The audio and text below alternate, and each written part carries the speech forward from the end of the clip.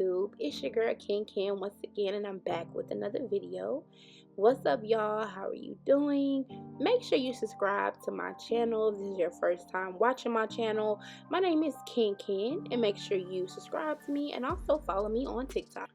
So by the title, you guys, you know exactly the reason I am recording this video today.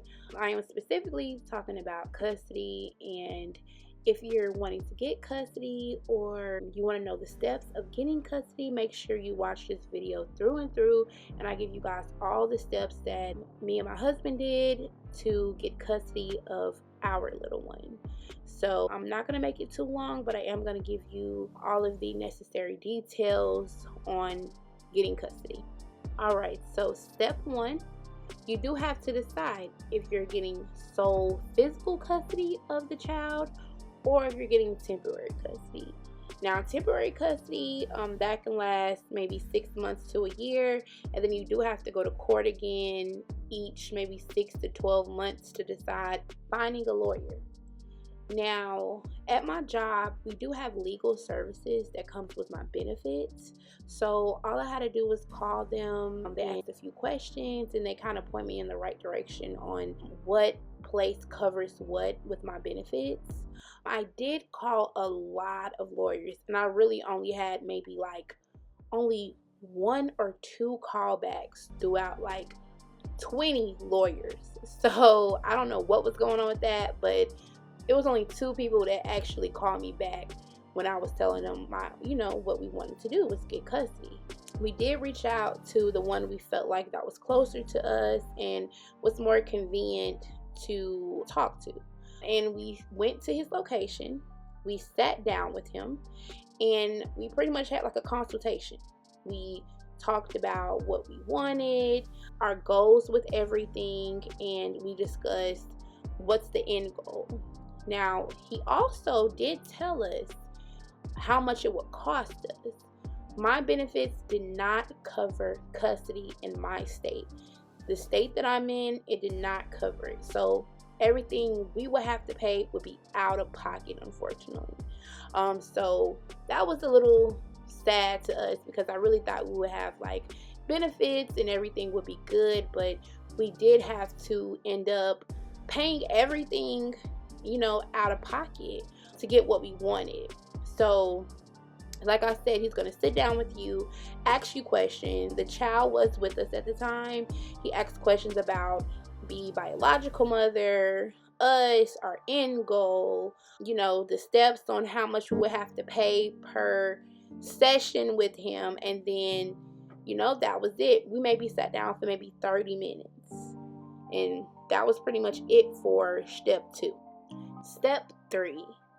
Now, you guys, once again, I don't know anything about legal stuff, so my lawyer could have been telling me fibs or whatever the case may be, or he really could have been genuine helping us.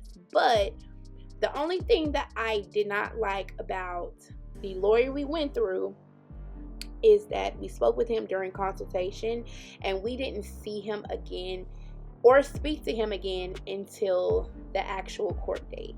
The entire in-between time, which consisted of maybe 8 or 9 months in between, was specifically his assistant the entire time. He had an assistant at the front desk, and we called her, like I would say 2 or 3 weeks after. They told us for them to even file the application, we had to pay $1,600 up front. No ifs and buts about it. We had to pay $1,600 up front. So we was like, okay, cool. We came back like the next following month, paid the $1,600, and we asked her were they going to go ahead and start the application process. And then she was like, yeah, we're about to start it.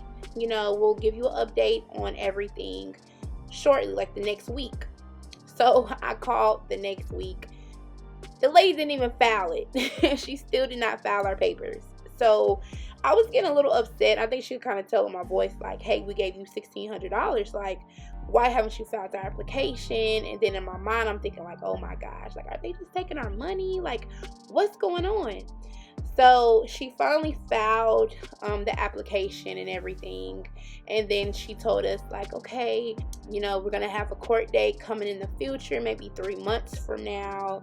But right now, before we have the official court date, we will need you to try to find mom and get her up here to try to sign some papers. And of course, we didn't know where mom was at. If you have someone that you're trying to get custody for and the biological parent, you don't know where they're at, they're nowhere to be found, they're not taking care of that child, this is definitely the steps you need to listen to moving forward, because that was really hard for us. I told you the situation with the mother, the situation that she's going through. If you don't remember that, look at my other video. I did do a story time on how we got our little baby, and it's all the details in there on how we got her. But specifically to this video, there was no way for us to find mom. Okay, so since we couldn't find mom, we had to go through extra steps before we even saw the judge.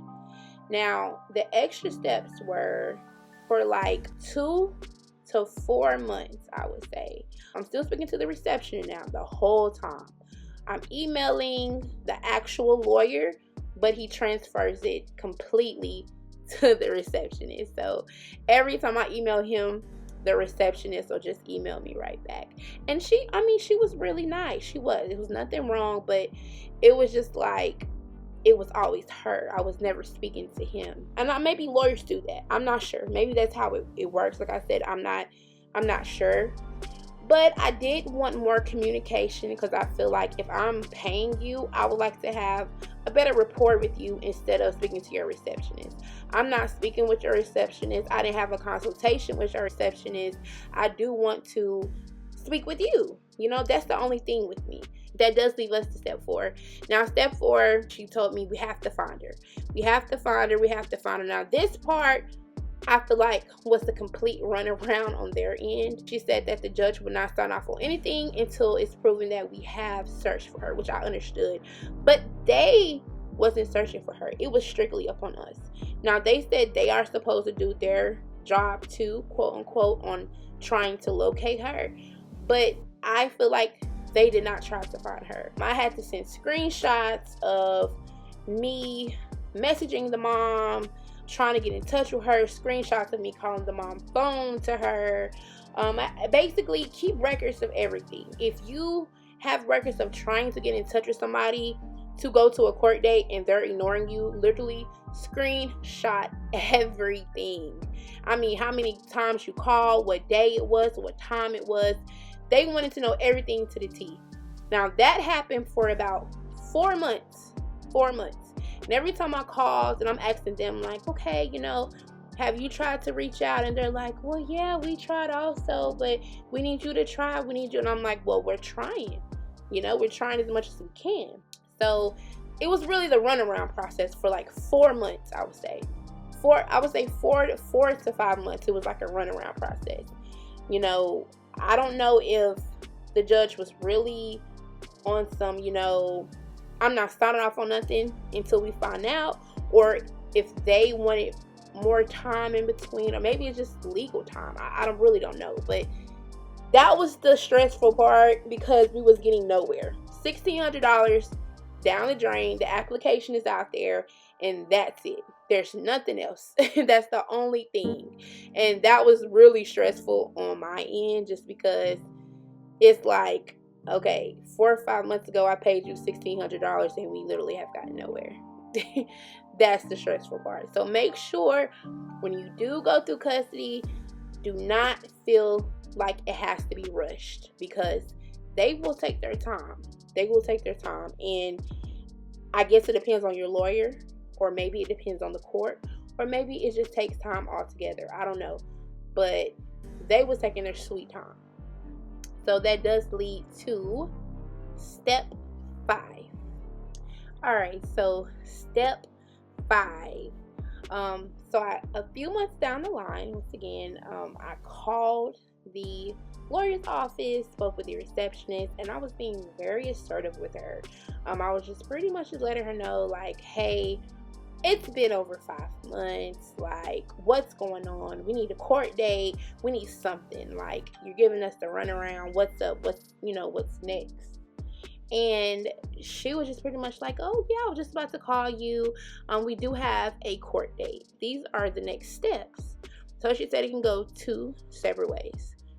First step is we can get biological mom, show up to court next month. We'll have the final hearing and we won't have to worry about paying anymore. Or we have to go to court next month. That'll be pretty much like a phase 1 type of deal. And then the court will appoint us to publication. And with publication, it's pretty much like you would put her name in the newspaper and you would have to run it for 3 or 4 weeks. And then if she didn't respond within the 3 or 4 weeks, then we would go back to court and then we'll have like another phase for the hearing. And we have to pay for all of that out of pocket. So we have to pay the newspaper for 3 or 4 weeks. We'll have to pay the court fees. We have to pay for all of that, on our end. So, and then after publication, we'll have to go back and give them my affidavit, and then they'll have to appoint a guardian ad litem, which is pretty much a representative on her behalf since she's not there. And they might have to do like home studies, and it's just like, basically it's a lot of steps. So if mom doesn't show up, publication, which I told you, newspaper. Then you have to write an affidavit, and that's pretty much explaining everything what happened, detail by detail, on why you're getting custody, what's the reason behind everything. I mean, if you know everything down to the year, the time, and day, put that in there. And then of course the receptionist, changed it up to where it sounds better for the court. And then after that, they would, like I said, they would appoint a guardian ad litem for you. And that's just a representative on her behalf. And then they'll have to move forward from there. Now, I don't know if you guys believe in a higher power or if you guys believe in anything spiritual. I'm not about to go there with you guys. This is strictly about, custody. But on my behalf, I do feel like something very powerful happened to us because we did not speak with mom for like 8 months. I would say 7 or 8 months. We haven't spoke to her at all. And literally the week before, there was a whole situation with mom where she contacted us. And she stayed with us for a little bit, but she left again, like literally like 3 days before the court date. And we were talking to our lawyer, and that was like, oh yeah, she left. Let's just go ahead and cancel it. Let's cancel the court date. She's not going to come back. You already said she was gone for 7 months. Let's just cancel it.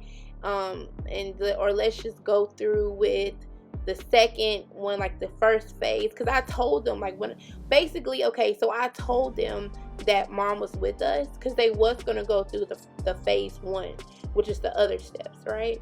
But then when I told them mom was with us, they was like, oh, well, that's great. We don't have to go to the phase 1. We can just do the final hearing. So they changed it to a final hearing. But when they realized she left again, they was like, oh, let's just go ahead and cancel. She's already gone again, so she's probably going to be gone another 7 months. We're going to have to go through phase 1 with the different steps. So basically, grand total with all of the different phases that they was quoting me, we would have to pay another $1,600 before we would have to go to phase 2 of the courts. So it was $1,600 for the application, all of the in-between court fees, and then we'll have to pay for publication in the newspaper, which is probably $100 a week, I would say, which is a total maybe like $300 for 3 weeks, and of course $400 for 4 weeks in the newspaper, and then for phase 2, going back in court, we have to pay those court fees, and then we have to pay another $1,600. So I mean, technically for everything total, we will have to pay about $4,000 plus for everything for the different steps. Now, mind you, mom came back. I don't know, I'm so grateful. We are all so grateful. But mom came back like 2 days before the court date. She actually came to the hearing with us. She signed the papers that day. And then here's the crazy part. The lawyer told me, because mind you, this is my second time seeing him. I haven't saw him since the consultation. So the whole 8 or 9 months of everything was strictly the receptionist the whole time. And when I saw him, he was like, yeah, well, if mom would have came at the beginning, you would have just paid the $500 and we wouldn't have to go through all of this. He told me that while we was at the court signing off everything. I was so upset. But I knew for a fact that mom wouldn't have came around at that time, which I wish she would have. But it still would have been good to know that if we would have paid just $500 at the beginning. So basically, if you have somebody right there that's willing to give over custody, ready to sign the papers, it's about $500 depending on certain states. But in my state, it's about $500. You'll just sign the paperwork and that's it. You don't have to worry about any extra steps. According to him, that would just be it. And he would just file that off and that would be it. Now, since she wasn't around, we had to go through so many different avenues just to try to get custody. She signed the papers. We signed the papers. We went inside, we went in front of the judge. The judge asked questions to her. Asked her, did she understand everything? She was like, yep, she understand it. And that was it. That was the final hearing. And they granted us physical sole custody of baby Nova. So we were so excited that, it's been a long time coming. It was, like I said, it was 8 or 9 months, and it was a lot because we couldn't do anything. We couldn't take her to the hospital. We don't have, it was so much stuff that could have went wrong that, thank God it didn't go wrong. But everything was good. We finally got our paperwork, and yeah. So these were the steps of getting custody. So I know I was telling you guys kind of my story in the mix of telling you guys the steps. So just to recap everything really quickly, you gotta find a lawyer. Once you find your lawyer, you're gonna go through a consultation process. It's gonna give you the steps. If you have somebody right there to sign, depending on your state, it'll be between $500 to $1,000 possibly just to sign it and them send it over to the court. If you don't have somebody present, then you do have to go through different phases. You have to write an affidavit. You have to put them in publication. You have to appoint a guardian ad litem for their behalf, and plenty of other stuff, probably even more, because like I said, I didn't go through that process, so I can't tell you guys completely all the steps. But those are just some things that they were just telling us what we would have to do, what we would have to pay. So, yeah. Now, as far as adoption, they was like, oh, when you're ready for adoption, just call us and, we'll be here. And I'm like, okay. Like, they're nice. I'm not gonna lie. They're nice people and they did get the job done. But it was a lot of running around. So I feel like with adoption, I kind of do want to deal with them since they already know what's going on with us. But it's like, do I really want to go through the process with them? And I know for adoption, she's not going to sign off for adoption, clearly. So we'll have to go the other avenue. For adoption, it does take 6 months for a biological parent to not be around a child for us to basically adopt a child. So if she was around the child, which she's not, she literally signed the papers and was gone like 2 days afterwards. So we haven't heard from her since. I hope she's doing well out there, and we wish her the best. We wish her so much love, and I hope she does get the help that she needs. But as far as us, we do want, I mean, don't get us wrong, custody is great. I'm glad that we have all of the legal things that we need to put her in daycare, put her in school, put her in, take her to the dentist, everything that she needs. I'm glad that we have it. That's a blessing beyond blessings. But she's a part of the family, like she's a part of the family. So we do want to adopt her and, change her last name and just officially bring her into being ours, because she's already ours. So we are going to go through the process of adoption, and it's going to be crazy. I know it's so many more steps with that. Like, custody was crazy, and I know adoption is going to be insane. So if you guys know the steps of adoption, please comment it down below. Please write down below. Let us know what's going on. If you're a lawyer, give me your opinion. Just help me out, you guys, because like I said, this is a lot. Hopefully during the adoption process, I'm going to take you guys along with me. With the custody process, it was more so private because we didn't know if we was going to get custody. It was just a lot to where I didn't want to bring you guys along and it don't happen. But yeah, this is the end of the video. I know I'm kind of rambling right now, but I hope you enjoyed it, and I hope you learned a lot of informative information. Make sure you guys like and subscribe, and if you have any other videos you want me to do, comment below. Until next time, bye. I'm an icon, man. My girl about a 10. I should fuck her in a Benz.